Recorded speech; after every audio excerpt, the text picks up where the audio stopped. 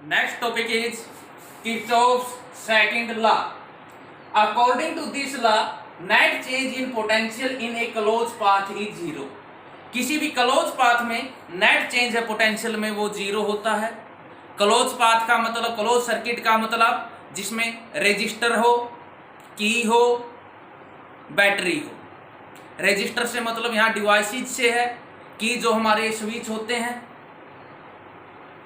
Battery या और कोई भी सोर्स हो लाइट का। तो किसी भी क्लोज पाथ में net change in potential zero होता है। ये जो सेकंड लॉ है इसको किरचॉफ्स वोल्टेज लॉ भी बोलते हैं। ये law of conservation of energy पे बेस्ड है। तो ये बहुत सिंपल है। ये डायग्राम आपको वैसे ही कॉम्प्लिकेटेड लग रहा है, बहुत आसान टॉपिक है। साइन कन्वेंशन, करंट की डायरेक्शन में पोटेंशियल है पॉजिटिव लेंगे और करंट की अपोजिट डायरेक्शन में पोटेंशियल को हम नेगेटिव लेंगे। करंट मूव ये फ्लो कर रहा है उस डायरेक्शन में potential positive and vice versa opposite में नेगेटिव। हमने यहां एक सर्किट बनाया है जिसमें E1 E2 2 बैटरी है, R1 R2 R3 3 रेजिस्टर। आराम से इनको ड्रा करके देखें, सिंपल है बिल्कुल, जैसे यहां पे मैं ड्रा कर रहा हूं।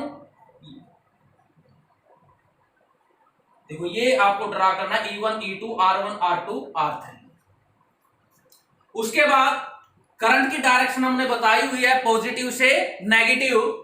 यहां से मान लेते हैं I1 करंट मूव कर रहा है, I1 आ गया और यहां से पॉजिटिव से चलेगा ना करंट I2। तो इस पॉइंट पे I1 और I2 तो कितना हो गया I1 प्लस I2, जिसको हमने I3 लिख दिया। अब ये B से ही देखो, इस यहां से I1 यहां से I2 तो I1 प्लस I2 हो गया ना, जिसको I3 लिख दिया। यहां मूव करेगा E पॉइंट पे आके फिर दो पाथ हो गए, ऊपर की तरफ नीचे की तरफ। हमने ये बताया हुआ है पॉजिटिव से I1 चल रहा है तो नेगेटिव पे I1 ही पहुंचेगा, यहां पॉजिटिव से I2 चल रहा है तो नेगेटिव पे I2 ही पहुंचेगा। इसके कारण करंट देखो, करंट की direction positive to negative anti clockwise, इसके कारण क्लॉकवाइज। अब हम क्लोज पाथ लेते हैं A B E F A। A B E F A देखो सोर्स क्या है E1, एक ही सोर्स है इसके अंदर तो E1 लिख दिया। फिर हम चले A से B। A से B कोई रेजिस्टेंस नहीं है तो खर्च ही नहीं होगा। A से B के बाद हम चले B से E। B से E ओम्स लॉ से V equal to IR, I की जगह I3 है, R की जगह R2 है, तो कितना खर्च होगा I3 R2। B से E के बाद हम E से F, कोई रेजिस्टर नहीं है, फिर F से A चले IR, I की जगह यहां देखो I1 है, R की जगह R1 है। देखो यहां E1 था, कुछ खर्च यहां हो गया, बाकी खर्च यहां पे हो गया, तो चेंज तो जीरो आया। इनको दोनों को इस साइड लेके आएंगे तो E1 minus I3 R2 minus I R1 कितना बचेगा, जीरो, कोई चेंज नहीं। इसी तरह से हम close path A C D F A लेके चलेंगे। अब तो यहां पे दो सोर्स है E1 E2। देखो हम किस एंटी क्लॉकवाइज चल रहे हैं, इसके कारण करंट भी एंटी क्लॉकवाइज, तो पॉजिटिव ले लिया।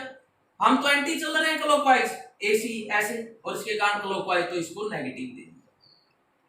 फिर A से C कोई रेजिस्टर नहीं है, कोई करंट नहीं है। फिर C से D। अब साइन कन्वेंशन का यूज करते हुए करंट तो D से C आ रहा है, हमने C से D कहा, करंट D से C है तो negative minus I2 R3। Negative sign क्यों आया है, अपोजिट डायरेक्शन के कारण। इसमें क्या था, सेम डायरेक्शन थी तो दोनों जगह पॉजिटिव आया था। A से C कोई रेजिस्टर नहीं था, कोई करंट नहीं, कोई पोटेंशियल ड्रॉप नहीं। C से D कितना हो गया माइनस I2 R3। हम C से D करंट, लेकिन D से C माइनस आया। फिर D से F कोई रेजिस्टर नहीं है, कोई खर्च नहीं। फिर F से A I1 R1। यहां भी चेंज कितना आया है, जीरो।